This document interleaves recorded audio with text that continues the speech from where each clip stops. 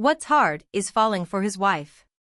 And worse, when she starts looking at you like she knows exactly what she's doing. But before we get to that, let me tell you about Jason. He and I? We've been inseparable since we were teenagers. First heartbreaks, late-night breakdowns, job disasters, awkward roommates, you name it. We've been through it. He's not just a friend. He's family.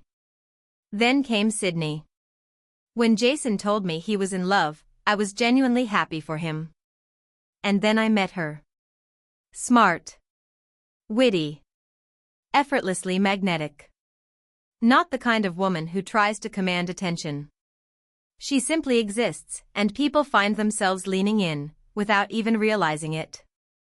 The shift, the first time I really felt it, was during our last beach trip. It was supposed to be one of our usual getaways. Just the three of us, a house near the ocean, nothing out of the ordinary.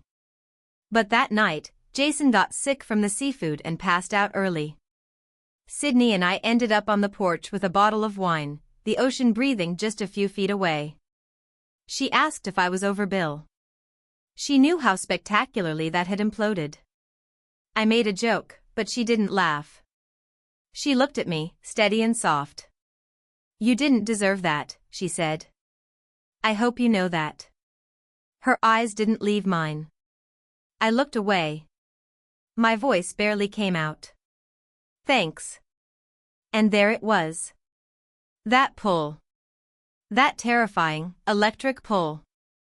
I told myself it was nothing. A fluke. Admiration, at most. One of those fleeting, intimate moments between women. But it wasn't. In the months that followed, we all kept seeing each other like always. Game nights, birthdays, lazy Sundays. But I noticed things. Sydney always sat next to me. She started texting me after I left. "Love talking tonight. You always make me laugh." Her hugs lingered just a little too long. And then came the hike. Just her and me, finally making good on a plan we'd put off for ages. Jason was buried in work, it felt harmless. The trail was peaceful, the kind of quiet that makes everything else feel far away.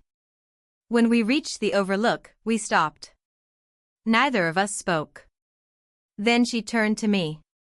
There was something searching in her eyes, like she needed an answer she hadn't dared to ask until now. "Sometimes I feel more seen by you than by anyone else." I didn't know what to say. That's when the guilt started. Because no matter how often I tried not to think about her, I did. And every time I did, I saw Jason. His laugh.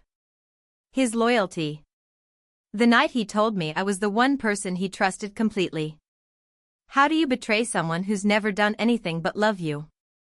And how do you lie to yourself when your entire body reacts just to the sound of her saying your name? I pulled back. Started making excuses. Burying myself in work. Avoiding them both. But Sydney didn't let me disappear. One afternoon, she showed up at my door. "You've been distant." I didn't answer. I just let her in. She stood in the living room for a long time, then said, "Tell me I'm imagining it.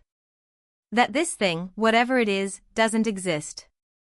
God, I wanted to lie. I wanted to say it wasn't real. But I couldn't. "It's real," I said. And then she kissed me. Not gently. Not with hesitation. But like she was angry, like we were punishing each other for wanting something we had no right to want. When she pulled away, her voice broke. "I've been trying to fight this." "So have I." And then she left. No more words. I didn't stop her. I couldn't. That night, I lay awake for hours, replaying every second. Every breath. Every boundary we'd crossed. And still, I wanted more. The next morning, Jason texted. "Sydney's acting strange. She seemed fine when she left your place last night?" I stared at the screen, paralyzed. There's no version of this where someone doesn't bleed. No way to hold on to both of them. No road that doesn't leave something behind. I don't know what I'll do. Maybe I'll bury it. Maybe I'll confess and let the wreckage fall where it will. But one thing's certain. After that kiss, after everything, there's no going back. No more pretending.